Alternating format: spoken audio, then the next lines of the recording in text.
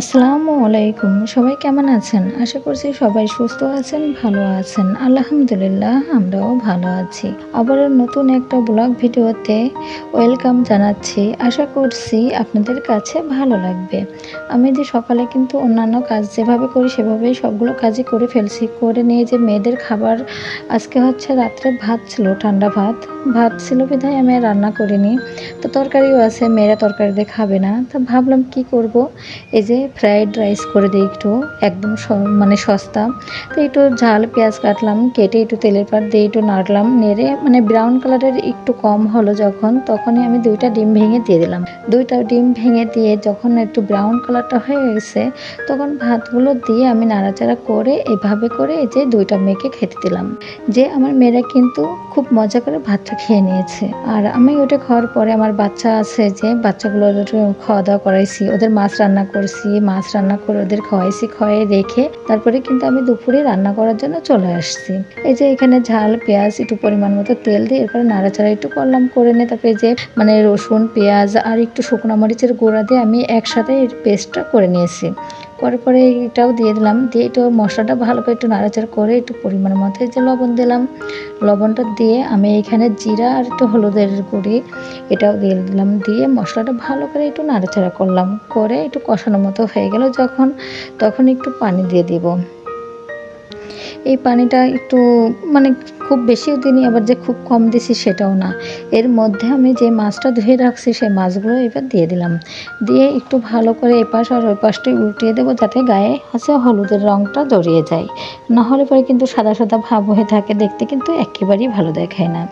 তা আমি এই যে এভাবে করে মাছগুলো দিয়ে একেবারে এই সাইড করে ওই সাইডে একবার এভাবে করে উল্টিয়ে দিলাম। উল্টায় দেওয়ার পর যখন একটু কালারটা ভালো চলে আসবে, তখন কিন্তু আমি একটু পানিটা দিয়ে দেবো, কারণ পানিটা শুকানোর আগেই কিন্তু পানিটা দিয়ে দেবো আমি।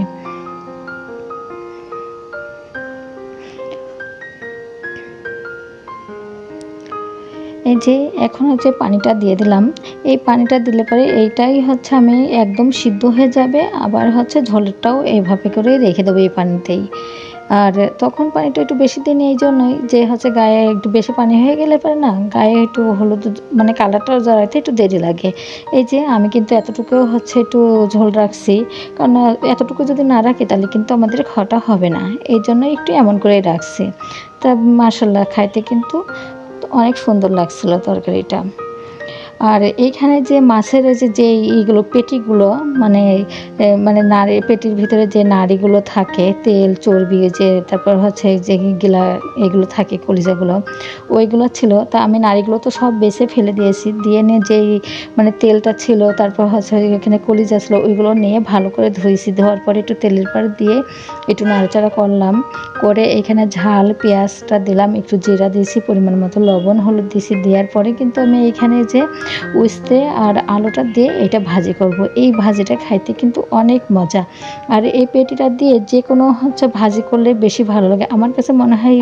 বেগুন দিয়ে আলু দিয়ে আর এই পেটিটা দিয়ে যদি ভাজি করা যায় তাহলে আরও বেশি ভালো লাগে এটা।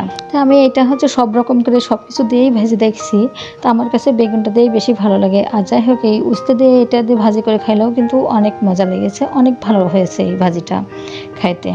তো যাই হোক এটা রান্না করার পরে কিন্তু আপনাদের ভাইয়া আবার তো বাজারে গেছিলো, বাজার থেকে আসার পরে এই যে মুরগি নিয়ে আসছে, মুরগি আর এই যে কিছু হচ্ছে যে নিয়ে আসছে মানে সাবান নিয়ে আসছে, তারপরে প্যাকেটের শ্যাম্পু নিয়ে আসছে, আর এই যে রোস্টের মশলা 1 প্যাকেট, আর হচ্ছে বিরিয়ানির মশলা। আর এই সাবান শ্যাম্পুর প্যাকেট নিয়ে আসছে বিড়ালের গোসল করানোর জন্য। আমার বাবুদের আবার এই শ্যাম্পু দিয়েই গোসল করাই, মানে প্যাকেটের যে শ্যাম্পুগুলো থাকে সানসিল্কে ওইটাতেই গোসল করা। আর এখানে যে পলি নিয়ে আসছে, এই পলিগুলো ময়লার যে বালতিতে ময়লা থাকে সেই ময়লার বালতির ভিতর দেওয়ার জন্য বড় পলি। তা আমি পলিগুলো রেখে দিলাম এটা কৌটার ভিতরে। তারপরে ডাইনিং পরিষ্কার করলাম, রান্নাঘর সব কিছু পরিষ্কার করছি, পরিষ্কার করে গোসল করে নামাজ পড়ে খাওয়া দাওয়া করে তারপরে কিন্তু আমরা আসরের নামাজ পড়ছি। নামাজটা পড়ার পরে আমি এই যে জুতা কিনতে গিয়েছিলাম, মানে আমার হাঁটা জুতাটা একটু নষ্ট মতো হয়ে গেছে, তা ভাবলাম জুতা কিনবো। আপনাদের ভাইও বললো যে জুতা কিনতে হবে। আর আমার ছোটো মেয়েতে বেশ কিছুদিন ধরেই বলছে আম্মু জুতা কিনতে চলে না, ওর আবার হচ্ছে জুতা কিনতেই হয়, মানে কদিন পর পরই জুতা কিনে নিয়ে আসে। কিছুদিন আগেও কিন্তু একটা জুতা কিনে নিয়ে এসছে আমি। তো যাই হোক এই যে একটা জুতা কিনে নিয়ে আসছে, এই জুতাটা হচ্ছে আমার জামার জন্য, মানে মেয়ে জামাই জন্য কিনছে এই জুতাটা। এই জুতাটার দাম নিয়েছে হচ্ছে 15,000 টাকা। মানে কিনবই না, ভাবলাম যে আমাদের জন্যই কিনবো। তো আপনাদের ভাই আবার দেখলো, দেখে আবার বলল যে যাই হোক ভালোই লাগছে। তো এটা নাকি ওর জন্যও কিনবো নাকি? তো আমি একটু যাবো ইসে ঢাকাতে বেড়াইতে। তো আমি কইছি কেন? তো উনি আবার যেয়ে মেয়ের জামাইয়ের জন্য এই জুতাটা কিনে নিয়ে আসছে।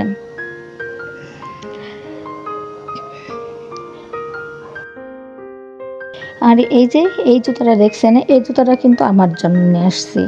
এর আগে একটা জুতা এই ধরনের জুতাই একটা আমি পড়েছি, কিন্তু আমার এই সাইডে হচ্ছে এমব্রয়ডারি করা ছিল সেই জুতাটা। তাই এইবার নিয়ে আসছে যে অ্যাশ কালার, আগেরটা ছিল হচ্ছে গোলাপি কালারের। তো একটু ভিন্ন আছে মানে ভিতরে, এটার ভিতরে। তো এইটা নিয়েছে হচ্ছে ৩৪০০ টাকা, ৩৪৯০ টাকা নিয়েছে জুতাটা। আর এই জুতাটা হচ্ছে মেয়ের জন্য নিয়ে আসছি। আর আমরা যাই কিনি না কেন সব কিছু কিন্তু এফএক্স থেকেই কিনি। তো এই জুতোটা নিয়ে আসছে যে মেয়ের জন্য, ছোট মেয়ের জন্য, এটা নিয়েছে হচ্ছে ২২৯০ টাকা। ওনার আবার এই ধরনের জুতাই বেশি পছন্দ। আর আপনাদের ভাই আবার এফএক্স ছাড়া অন্য কোথাও জুতো কিনলে পরে সে পছন্দ করে না। আর এটা আপনাদের ভাইয়ের জন্য কিনছি, ওনার জন্য আবার ২টা কেনা হয়েছে। তো এটা হচ্ছে ওনার হাঁটার জন্য।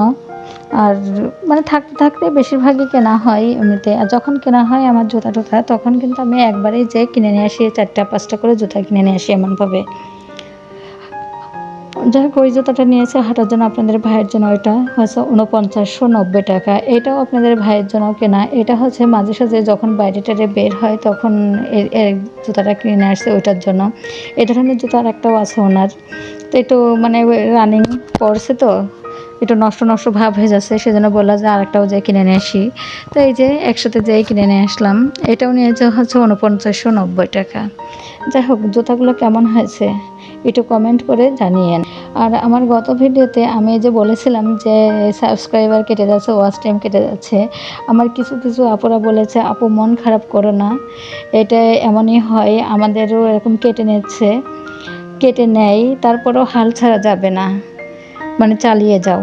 তো সত্যি আপু তোমাদের এইসব কথা শুনে আমার অনেক ভালো লেগেছে যে হচ্ছে না এইগুলো হচ্ছে সবারই হয়। এই জন্যই, কারণ অনেক খারাপ লাগছিল আসলে এটা কাটছে কেন, এমনিতেই তো ভিডিও কম দেওয়া হয়, তারপর কেটে কেটে যাচ্ছে, এটার জন্য একটু খারাপ লাগছিল। তো যাই হোক তোমরা যে বলেছো তাই এই জন্যই মনে অনেক জোর পেয়েছি আপু। আর এই যে এইখানে বিকালের জন্য নাস্তা বানানোর জন্য চলে আসলাম, ভাবছি আজকে কি নাস্তা বানাবো। তো এই যে এখানে হচ্ছে বানাচ্ছি, আজকে হচ্ছে ভাবলাম যে দেখি বিস্কিটটা হয় নাকি। তো আজকে বিস্কিট বানাতে আসছি। তো প্রথমত তো এই যে আটাটা মানে ময়দা বা আটা যেটাই হচ্ছে নেবেন নেওয়া যায়। তো আমি ওইটা চেলে নিছি, তা চেলে নিলেই কিন্তু সবচেয়ে ভালো হয়। তো আমি এখানে হচ্ছে একটু ময়দা চেলে নিছি, তারপর হচ্ছে গুঁড়া দুধ দিয়েছি, তারপরে একটু হচ্ছে মানে বেকিং পাউডার যেটা বলে সেটা হচ্ছে চামচের একটু হাফ চামচ মতো ওইটা দিয়ে চেলে নিছি, চেলে নিয়ে তারপরে দিলাম, দিয়ে আমার মনে হচ্ছিল দুধ আর একটু দিই, মানে এটা হচ্ছে দুধ দিলেই বেশি ভালো হয়, দুধের একটা ফ্লেভার আসে, খুবই ভালো লাগবে এটা। তো আমি যে সবগুলো কিছু দিয়েই কিন্তু আমি হচ্ছে একটু মিশিয়ে নিলাম ভালো করে। আর এইখানে একটু এলাচের ফলের গুঁড়ো মানে গুঁড়া করে রাখছিলাম, এলাচ ফলের গুঁড়োটা দিলাম, দিয়ে একটু ভালো করে মিশিয়ে নিলাম, নিয়ে এখানে একটু ঘি দিয়ে দিচ্ছি, মানে ৩-৪ চামচ মতো ঘি দেবো। আর এখানে যদি আপনারা যদি ঘিটা দিলে বা ঘির একটা ফ্লেভার আছে এটা তো থাকবে, আর যদি না দিলে না দেওয়া যায়, এটা কোনো ব্যাপার না, এটা সাদা তেলও দেওয়া যাবে। এখানে আমি এই যে একটু সয়াবিন তেল দিয়ে দিলাম, মানে ঘির সাথে আর একটু তেল দিলাম। আর এটা মানে এমনভাবে মাখাইতে হবে যে এটা হচ্ছে কিন্তু পানি দেওয়া যাবে না, তেল দিয়েই হচ্ছে এভাবে করে মাখিয়ে নিতে হবে, ডোটা করতে হবে। তো আমি যাই হোক এটা মাখানো হয়ে গেছে, আমি রেখে দিয়ে আমি এই যে ব্রাশ মানে তেল দিয়ে একটু ব্রাশটা করে নিলাম, করে নিয়ে যে এটা আটাটা হচ্ছে মানে ময়দাটা খামির করে রাখছি, সেটার থেকে আমি এই যে হাতে একটু তেল মাখিয়ে নিলাম, নিয়ে এই যে এইভাবে করেই আমি এই যে এইভাবে করে আমি কিন্তু এভাবে হচ্ছে এক সাইজ করে সব বানিয়ে নিচ্ছি। আর আমি এই যে চামচ দিয়ে এভাবে করে নিচ্ছি কারণ যে একই সাইজের হবে, তাহলে পারে আমি তো এই যে এই চামচে করে এতটুকু করে নিচ্ছি, নেওয়ার পরে যাতে মানে সবগুলোই হচ্ছে একরকমই হয়।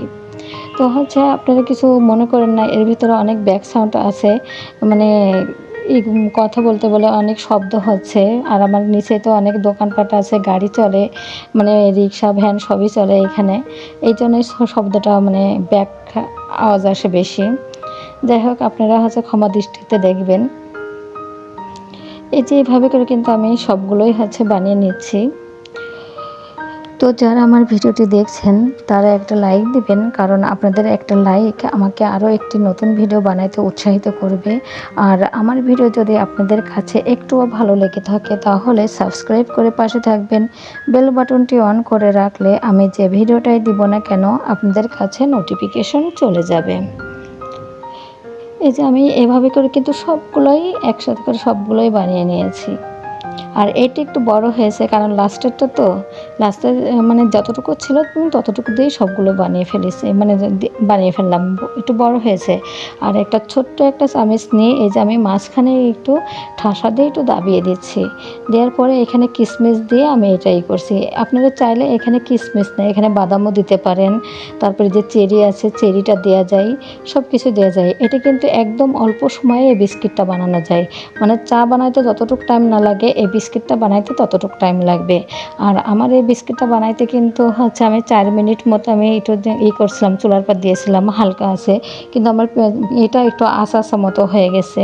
আপনারা হচ্ছে চাইলে পরে এটা হচ্ছে মানে 2 মিনিটে হচ্ছে মানে হয়ে যাবে, এটা এমন। আর এটা সঙ্গে সঙ্গেই কিন্তু হচ্ছে এটা ওঠানো যাবে না, যখন নামানো যায় তখন কিন্তু একদম নরম থাকে এটা, তাই একটু ঠান্ডা করে তারপরেই কিন্তু হচ্ছে নামাইতে হবে। আর আমি এখানে একটা ভুল করছি, যদি আমি একটা কাগজ দিয়ে দিতাম, দিয়ে তারপরে এটা দিতাম ভালো হতো।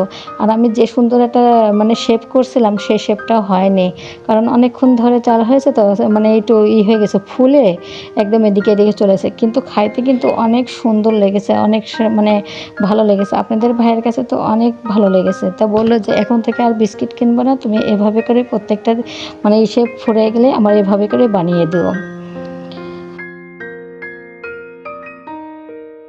আর হচ্ছে এটা বিস্কিটটা বানানোর পরে কিন্তু হচ্ছে আমি এই যে রাত্রে কিন্তু এই যে এগুলো কেটে নিয়েছি, ভুঁড়ি জাল দিয়ে রাখছিলাম, এই ভুঁড়িগুলো আমি রাত্রেই কেটে নিলাম, কেটে রেখে দিয়েছি যে কোনো একদিন ভেজে নেব। তো যারা এতক্ষণ ধরে আমার ভিডিওটি দেখছেন তাদেরকে অসংখ্য অসংখ্য ধন্যবাদ। আসসালামু আলাইকুম, আল্লাহ হাফেজ।